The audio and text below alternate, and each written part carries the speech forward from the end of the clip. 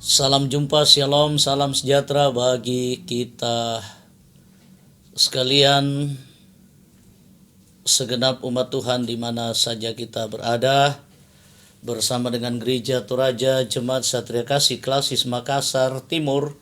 Kita bertemu kembali dalam program Renungan Malam edisi Sabtu 8 Agustus 2020. Mari kami mengajak kita sekalian untuk mempersiapkan hidup kita segalanya untuk mendengarkan merenungkan firman Tuhan malam hari ini. Oleh karena itu mari kita terlebih dahulu memohon kekuatan kita berdoa. Mari kita berdoa. Puji syukur kepadamu ya Bapa di sorga, Allah yang baik, Allah yang tidak pernah membiarkan kami. Kami merasakan nikmat kasih dan pemeliharaan Tuhan sepanjang hidup kami, bahkan sampai malam hari ini. Tuhan selalu memberikan yang terbaik bagi kami dan bahkan sudah berkorban di dalam Kristus demi keselamatan dan kebahagiaan sukacita bagi kami manusia yang berdosa ini. Kami datang kepadamu ya Bapa di surga merindukan kebenaran firman-Mu. Tuhan tolong kami, layakkan kami, ampuni kami. Dan berfirmanlah Engkau dengan kasih-Mu kepada kami. Di dalam nama Tuhan Yesus kami berdoa. Amin. Mari baca firman Tuhan dari surat kiriman Rasul Paulus kepada jemaat di Roma, pasalnya yang ke-9, ayatnya yang pertama sampai dengan ayatnya yang ke-5. Surat kiriman Rasul Paulus kepada jemaat di Roma, pasal 9 ayatnya yang pertama sampai dengan ayatnya yang ke-5. Demikian firman Tuhan. Aku mengatakan kebenaran dalam Kristus. Aku tidak berdusta. Suara hatiku turut bersaksi dalam Roh Kudus bahwa aku sangat berduka cita dan selalu bersedih hati. Bahkan aku mau terkutuk dan terpisah dari Kristus demi saudara-saudaraku, kaum sebangsa secara jasmani, sebab mereka adalah orang Israel. Mereka telah diangkat menjadi anak, dan mereka telah menerima kemuliaan dan perjanjian-perjanjian dan hukum Taurat dan ibadah dan janji-janji. Mereka adalah keturunan bapa-bapa leluhur yang menurunkan Mesias dalam keadaannya sebagai manusia yang ada di atas segala sesuatu. Ia adalah Allah yang harus dipuji sampai selama-lamanya. Amin. Seperti itu firman Tuhan. Tuhan menolong kita, Tuhan menguatkan kita, memampukan kita untuk bersama-sama memahami dan menyatakan dalam segenap hidup kita. Dalam tuntunan Roh Kudus kita akan merenungkan tema hidup dalam anugerah keselamatan. Hidup dalam anugerah keselamatan. Ada ungkapan, Bapak Ibu Saudara-saudara, pengorbanan terbesar yang kita lakukan adalah di saat kita terlampau sibuk untuk membahagiakan orang lain. Pengorbanan terbesar yang kita lakukan adalah di saat diri kita terlampau sibuk untuk membahagiakan orang lain. Di dalamnya kita bisa menyatakan waktu, kita bisa menyatakan perasaan dan tenaga, dan bahkan apa yang kita miliki, dan kita bisa berikan boleh menjadi momen yang paling membahagiakan. Dengan berbagai macam cara kita bisa membahagiakan orang lain. Lewat tenaga pikiran, lewat banyak cara kita bisa melakukan itu. Dan ternyata membahagiakan orang lain itu adalah kepuasan tersendiri. Itu adalah kebahagiaan yang tiada tara. Sekalipun terkadang memang itu tidak mudah, dan bahkan terkadang kita harus diperhadapkan dengan situasi-situasi yang sulit. Dan di dalamnya kita bisa banyak mengorbankan bahkan yang paling berharga sekalipun. Intinya, hidup kita bisa bermanfaat bagi orang lain.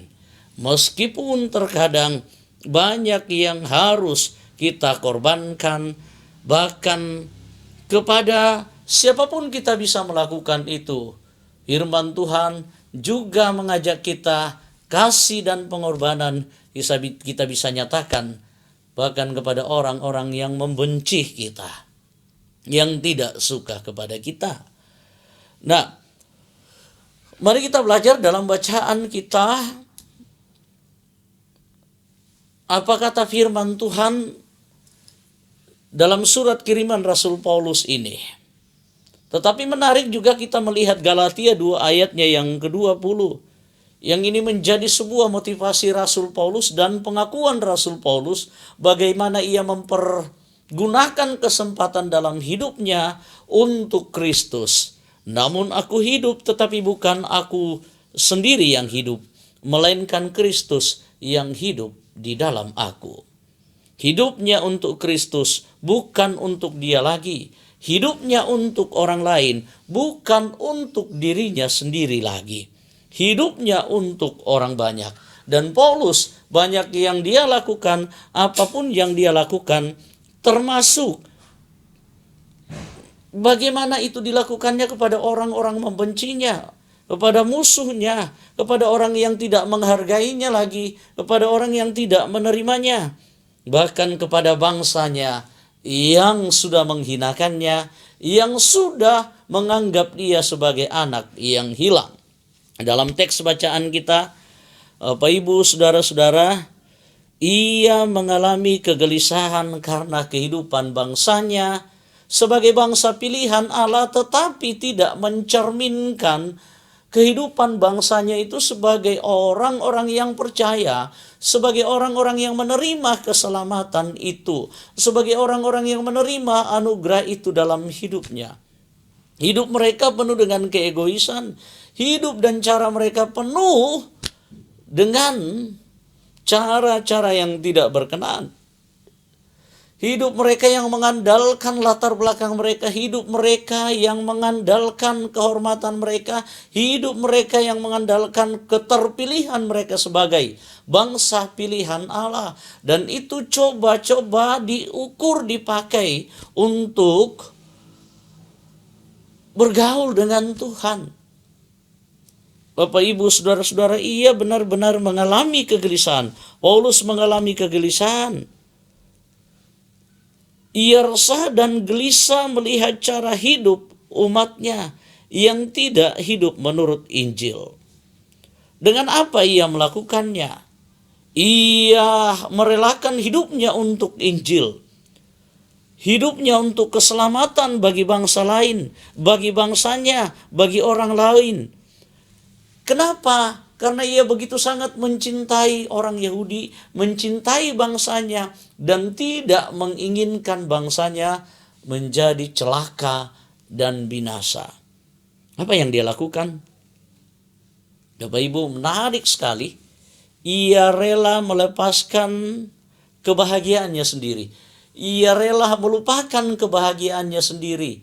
Ia tidak lagi mementingkan hidupnya. Ia tidak lagi mementingkan kebahagiaannya sendiri. Ia tidak lagi mementingkan kebutuhannya, kenyamanannya, kesenangannya. Bahkan demi itu ia rela dicap, ia rela dihina, ia rela menjadi anak yang terbuang, ia rela menjadi tidak berharga, dilupakan, ia rela diterima, dicap sebagai orang kafir, ia rela dihina, dan menerima sebagai seorang pemungut cukai. Artinya apa? Ia rela dihina, dicap sebagai orang yang berdosa. Dia banyak mengorbankan supaya orang lain menerima kebahagiaan, menerima Injil, menghidupi Injil, menjadi bangsa yang benar-benar percaya dan diselamatkan oleh Tuhan. Bapak, Ibu, saudara-saudara, sebenarnya hidup kita, Tuhan pun menginginkan bagaimana supaya kita berdampak. Menghayati bagaimana hidup kita sebagai orang-orang percaya yang dianugerahi oleh Tuhan. Kita adalah orang-orang yang terpilih menerima anugerah keselamatan di dalam Kristus. Yang bisa juga kita nyatakan di dalam keseharian hidup kita, dalam persekutuan kita, dalam kalangan kita, bagi orang banyak dan bagi siapa saja. Tetapi terkadang memang kecenderungan manusia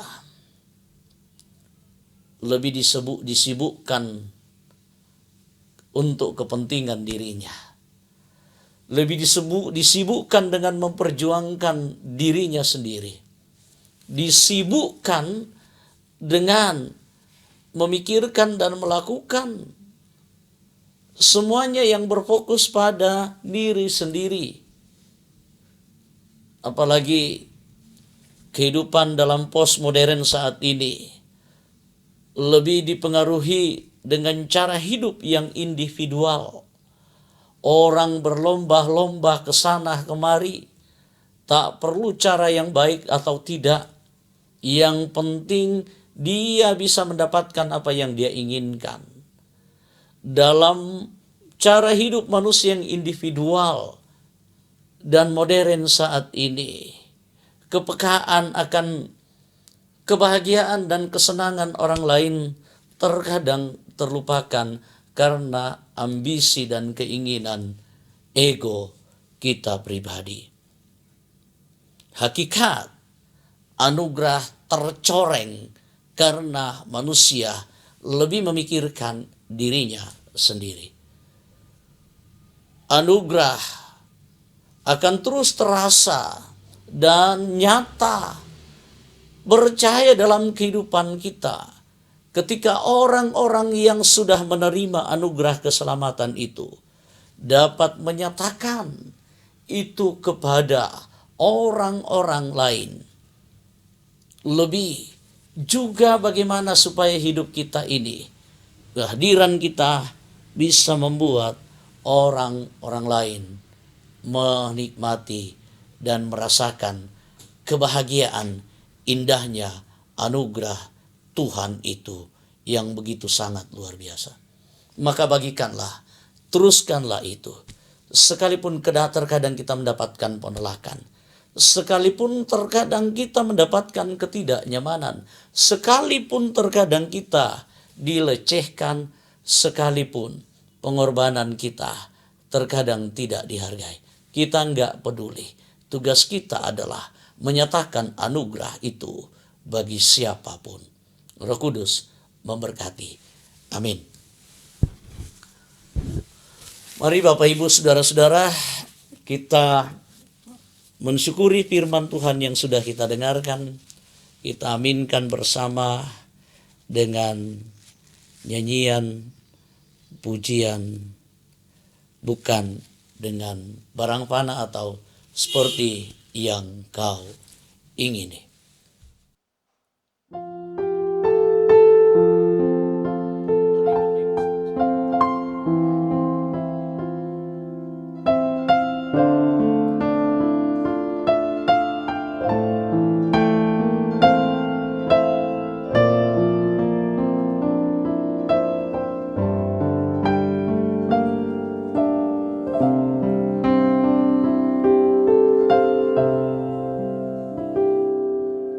Bukan dengan barang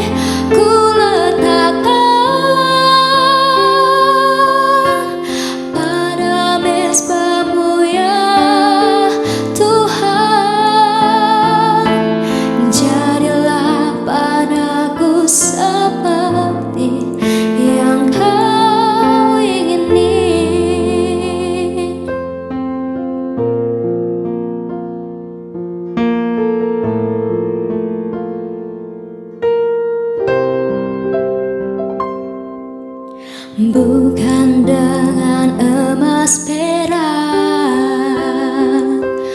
Kau menebus diriku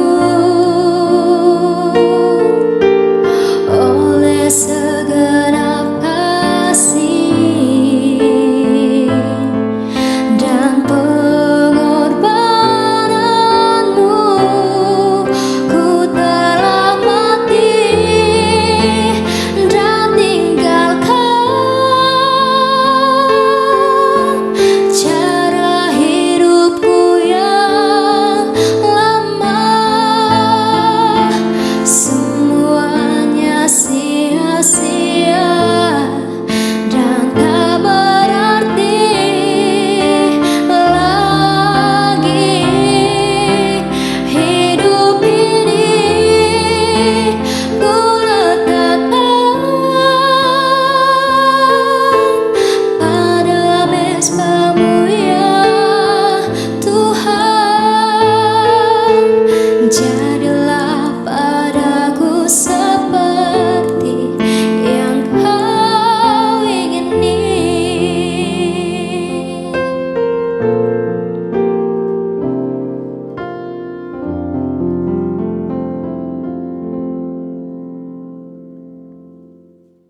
Mari Bapak Ibu Saudara-saudara, kita bersyukur dan kita berdoa. Indahnya anugerah-Mu di dalam Kristus membawa sukacita dan kebahagiaan tiada tara, yang membuat kami yang binasa ini mendapatkan sukacita dan keselamatan yang tiada banding. Dan Engkau menginginkan sukacita itu bisa dan sedapat mungkin juga boleh kami nyatakan bagi orang lain. Karena anugerah-Mu bukan hanya untuk diri kami, kasih-Mu juga untuk semuanya. Dan tugas kami adalah menyatakannya bagi kehidupan orang lain. Bapa di sorga, malam hari ini kami bersyukur atas lawatan firman-Mu. Perlengkapi kami, kuatkan, mampukan kami agar hidup kami semakin berdampak. Kehadiran kami mensukacitakan, dan kami tidak boleh mementingkan diri kami sendiri, tetapi juga untuk kepentingan orang lain. Sebagaimana Engkau datang ke dalam dunia ini untuk semua umat-Mu, maka demikianlah juga kami nyatakan keselamatan ini juga bagi semua umat Tuhan. Lindungi kami selalu. Kami serahkan seluruh umat-Mu dalam segenap keadaan kehidupan kami sehari-hari, dalam tugas dan pekerjaan, terutama dalam menjalani masa-masa yang sulit ini, dalam masa penyebaran COVID-19 yang sampai sekarang ini belum terhenti. Kami mohon Tuhan jaga dan lindungi kami. Dan kami mohon Tuhan dengan cara menghentikan penyebaran virus ini yang begitu sangat menakutkan. Membuat kami harus membatasi diri. Membuat keadaan tidak normal. Membuat aktivitas juga menjadi tidak normal. Kaulah Allah, sumber pengharapan dan kekuatan, dan berkuasa untuk melakukan dan menaklukkan segala macam hal, termasuk meniadakan ketakutan, menghilangkan penyebaran virus COVID-19 ini dari tengah-tengah muka bumi ini. Tuhanlah yang bekerja. Kami serahkan semua pelayanan kami, pelayanan anak-anak muda Tuhan, keluarga di tempat ini. Dipuji dan dimuliakan nama-Mu selalu. Yang sakit kuatkan, hiburkan yang berduka, sembuhkan yang berada di dalam kelemahan tubuh. Kami serahkan hidup kami, jaga dan lindungi kami. Sambut sempurnakan doa kami. Di dalam nama Tuhan Yesus kami berdoa. Amin. Demikian firman Tuhan, renungan malam hari ini. Kami ucapkan terima kasih. Kami berharap Tuhan memberkati Bapak Ibu saudara-saudara, dan kita tetap bersuka cita, terus menjadi berkat. Hidup kita berdampak dalam kehidupan bersama. Tuhan menguatkan kita. Selamat malam. Tuhan Yesus memberkati. Sampai jumpa di lain waktu dan kesempatan.